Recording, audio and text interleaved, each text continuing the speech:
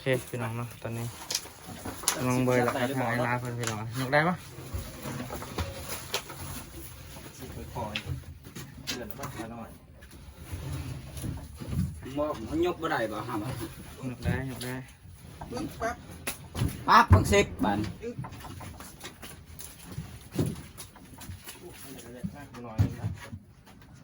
ยกซอยกันไปไอ้บัวดังนั้นยังว่าท่านได้มีเมียนะแข่งแหงอยู่น้องเหมือนกันสิได้ทำกรรมละล่างมันสะอาดเนาะโดยมันสิได้สะอาดเป็นไรแต่เพิ่นมาหนาแตกจากพี่น้องพูดนะน้องเบยคุณขยันขอบ่เอาคอใส่ฟีดมันเอาต่อเมื่อไรขอสีอย่างเดียวเลยเนาะ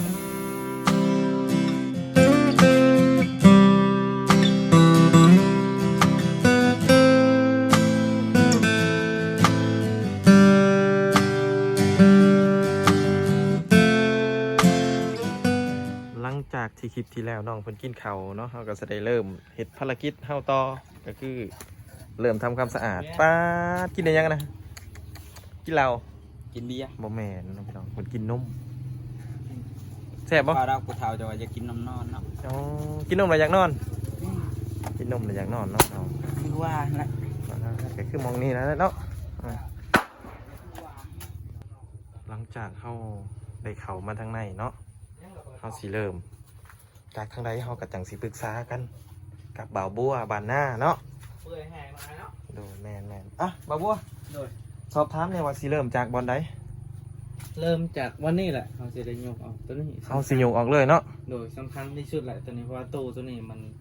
ทางผู้ใหญ่เพิ่นว่าอย่ามันโมกหรือว่ายันเพราะว่ามันแพงเพิ่นว่าเอาไงเนาะแม่นมันแพงเนาะแพงเนาะรูลาโดยตู้มันรูลาแห้งกะถ้าเกิดว่าแซ่ไว้หึงกว่านี้มันก็สิเปื่อยเนาะแม่มันก็สิเปื่อยคิดว่าบ่ได้หนักเนาะแม่นน่าจะบ่นักปานใดดอกแต่ก่อนอื่นเฮาสิยกเฮาก็ต้องเอาของออกก่อนเนาะส่วนของเฮาก็สิไปปะไว้พุ่นก่อนเนาะพี่น้องเอาไปปะไว้พุ่นเนาะก็คือทางในพุ่นเฮาสิยกไปเนาะก็สิลำบากจักหน่อยนึงเฮาสิเริ่มง่ายก็เลยได้บาดนี้เริ่มง่ายก็เลยเฮาสิให้เบิ่งเป็นหลักเป็นตอนเนาะทุกคนเนาะเพราะว่า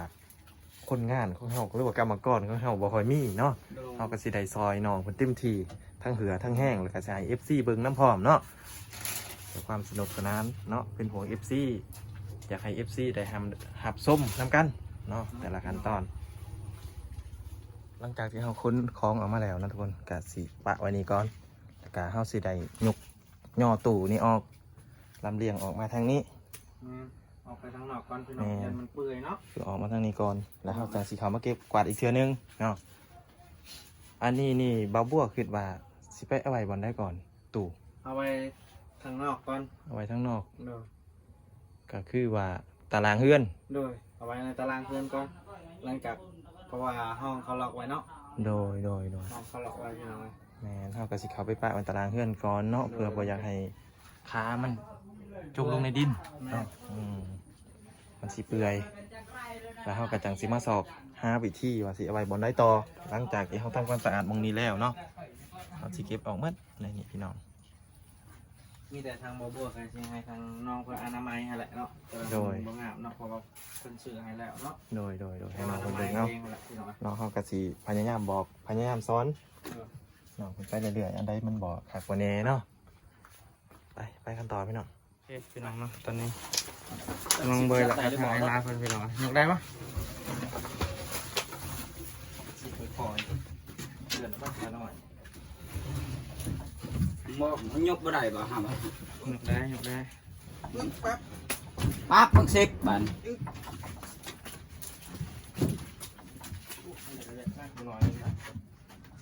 ยกซอยกันไปไอ้บัวดังนั้นยังว่าท่านได้มีเมียนะแข่งแหงอยู่ฮะยับนี่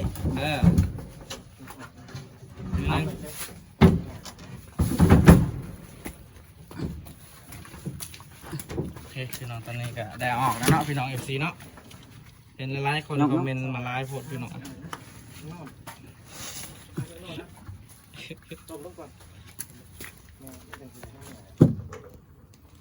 หลังจากที่เมื่อกี้เฮายกตู้ออกมาแล้วน้ำทางนอกเหมือนกันสิได้ทำกำละ มันว่าที่ล่างล่างมันสะอาดเนาะ โดยมันสิได้สะอาด แต่ละแต่เพิ่นเป็นเวลาล่างไว้ มาหนาแตกจากพี่น้องพูดพูดนะน้องเบยพุ่นขยัน ต่อจะมีอะไรเนาะ พอบ่ ลุงพอเอาข้าวใส่ฟีดมันเอาดิพอมันเลย พอสีอย่างเดียวเลยเนาะ ต่อไปเลย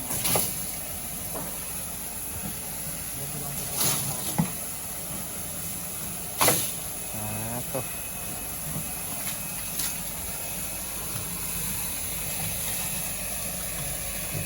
ล่างตีนมันวิ่งตีน หลังจากที่น้องเป็นล่างก็เริ่มสะอาดแล้วเด้อพี่น้อง นี่คือมาแต่คือยังไงคนแรกได้ยันเลย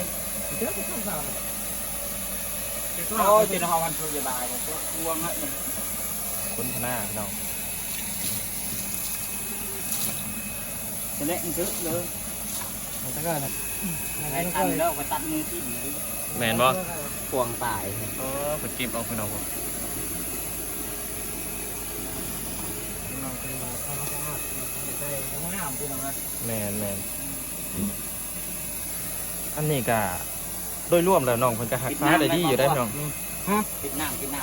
ำ น้องเพิ่นก็ฮักษาได้ดีเพราะว่ามันบ่ค่อนข้างที่จะเปื้อนปานใดเนาะทางไหนเนาะ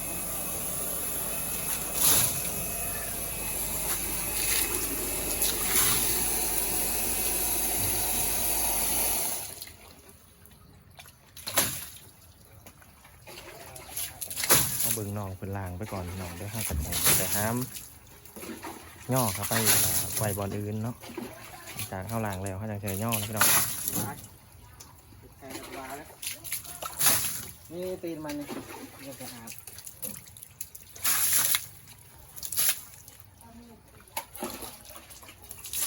อื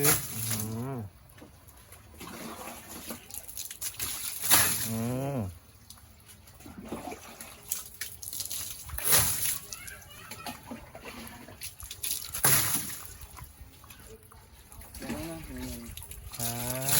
เงาบับพี่น้องมาเลยแย่งแหวนได้เลยเฮ็ดแหวนได้เลยความเงา หน่อยงามยันต่อไปยันมันซิโมกเริ่มแล้วนะพี่น้องเห็นปะเริ่มมันซิโมกเลยพี่น้องก็เลย ก็เริ่มค่ำแล้วเนาะหลังจากที่มันแช่น้ำต่างจากข้างทึ่งก็ยังเหลื่อมอยู่โอเคบ่บอลนี่ เห็นป่ะ บอลนี้โอเคเลยย่างแต่อีก2 นึงทั้งในได้น้องสิล่างบ่ สองตัวนี้มาล่างกันแล้วแต่ว่าดูว่าสิล่างวะ ล่างบ่ล่างเนาะล่างไปทางลุมก็คือโอเคสำนี้ก็ผ่านแล้วเนาะต่อไปเขาก็สิได้ห้ามเข้าไปทางในนะพี่น้องหลังจากพี่น้องคนล่าง รอด ปึ๊บปั๊บ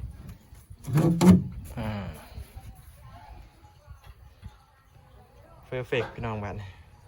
มีตั้งแต่เอาเข่าทางในเนาะไปมาโถเติมหนึ่งอยู่ได้พี่น้องสิไปได้บ่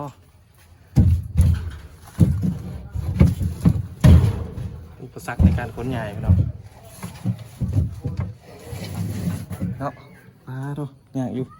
แป๊บหนึ่งเด้อหลังจากเขาโยกเอามาแล้วก็เอาไว้นี่ก่อนเนาะเอาสิเฮ็ดความสะอาดเล็กน้อย ว่านี่นะทางหัวกระทะเดี๋ยวก็นอกพี่น้องไว้ทั้งนอกไว้ก่อนพี่น้อง แมน เพราะว่ายังทำความสะอาดห้องอีกพี่น้องโดยเรียบร้อยพี่น้องภารกิจของโบโบ ถือว่าเสร็จสิ้นเนาะ เนาะพี่น้อง FC กับ คืออันนี้เท่ากับห้องไว้ก่อนเพราะว่ามันต่ำสูงเท่ากับห้องไว้ก่อนจัดเอาไว้สัวข้าวก่อนเนาะตอนนี้ทำความสะอาดห้องนะทุกคนในการค้นเมื่อกี้ก็เกิดอุบัติเหตุเล็กน้อยพี่น้องในขณะที่เฮ้าย่อแค้นเบาหลาไปหุกกับตู่เมื่อกี้ก็คือเสาอันนี้เนาะ ต้องระวังพี่น้องฝากทุกคนระวังเด้อเวลาเห็นอย่างเด้อเนาะแต่เบาหลาบ่ได้ระวังพลาดน้อยนึงเดี๋ยวสิไปเบิ่งขั้นตอนการต่อไปก็คือเฮ็ดความสะอาดในห้องอันนี้เนาะ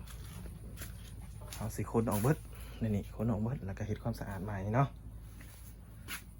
เดี๋ยวจังไปเบิ่งกันต่อหลังจากที่เขายกลงมาแล้วพี่น้องป้าตัวกาจากเมื่อยเติบอยู่เนาะแล้วสิผ้าเขาไปเบิ่งข้างในบัดนี้มันกับสีโล่ง นี่น้อยนึง 2 คนก็ทำงาน แม่โล่งเนาะ ลงแจงแล้วบัดนี้พี่น้องครับเดี๋ยวแต่ขยะเนาะ แม่ไม่ได้เก็บกวาดขยะเล็กน้อยแล้วก็หาดินมาเสริมเล็กน้อยก็ถือว่าเป็นอันเสร็จสิ้น มีดินมาทมเนาะก็ถือว่าโอเคเนาะ แม่เวลาฝนตกน้ำมันจังบ่ไหล โอ้แต่ว่าอันตรายเนาะพี่น้อง โอ้ยว่ามีปลั๊กไฟอยู่อันตรายจังน้อย นี่ไว้เป็นไรพี่น้อง นี่แต่นี่แหละโดยนี่แต่ว่าเก็บกวาดเนาะเราจะไปเก็บกวาดต่อพี่น้องหลังจากที่เอาออกมาแล้วแล้วก็เก็บความสะอาดทั้งในเรียบร้อยเนาะเราก็สิมาปัดกวาดอันนี้ต่อ โดย แล้วก็สิยุกห้ามเข้าไปคือเก่าเนาะเพราะว่า โดย พื้นที่ทั้งนอกมันบ่ร้าย แมน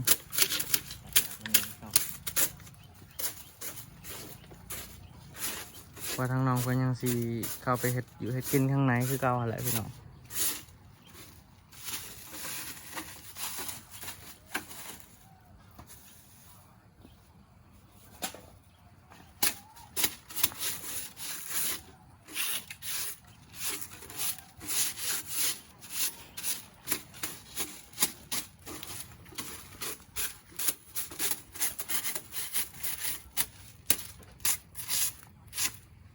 ใส่ชิ้นแรกนะพี่น้อง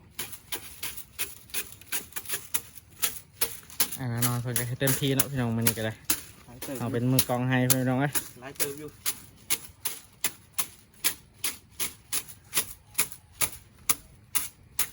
โอเคอันที่ผ่านไป อันที่2ผ่านมาเฮ้ย อันที่สองผ่านมา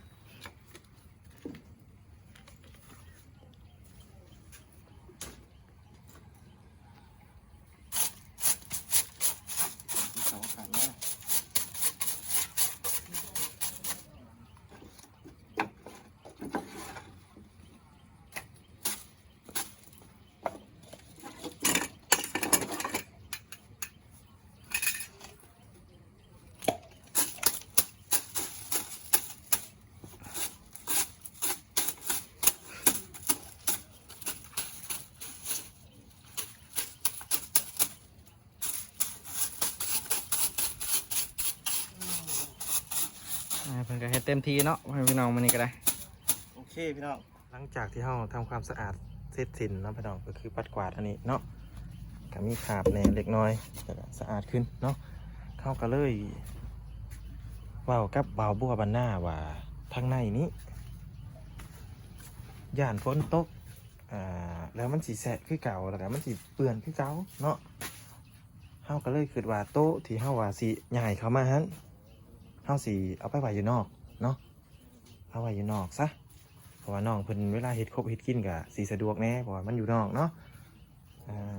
นี่เอาปัดกวาดกับสีประมาณนี้เนาะนี่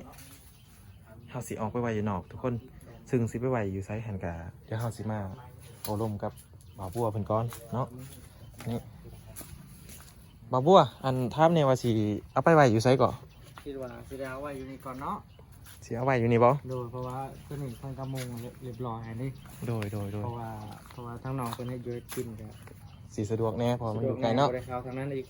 ก็คือทางงานกับมันค่อนข้างที่จะไปยากคือเห็นแหละทุกคน เนาะ มันเป็นบุ๊กเป็นคุ้มเนาะ แม่ ก็คือสิมาไว้นี่ก่อน